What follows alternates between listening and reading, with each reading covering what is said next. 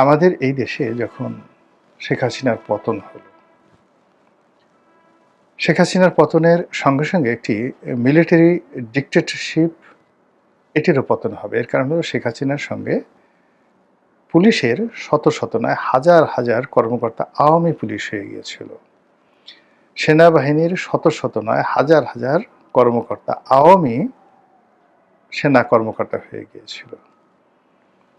তারা প্রায় সবাই আওয়ামী লীগের যে সকল ইউনিয়ন পর্যায়ের পান্ডা আছে, গুন্ডা আছে, বদমাইশ আছে, তারা যে সকল কাজকর্ম করেছে, এরা এই সকল পদ পদবীতে থেকে খুন, ধর্ষণ, রাহাজানি, তাবেদারি, বিদেশে টাকা পাচার, এমন কোনো অপকর্ম নেই তারা করেনি।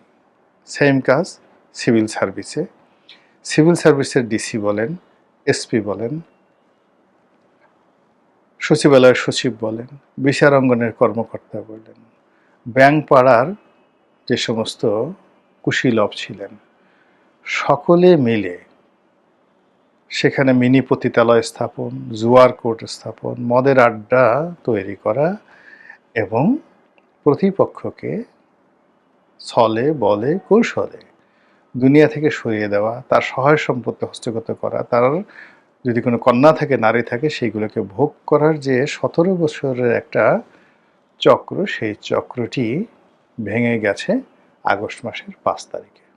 এটা বাস্তবতা।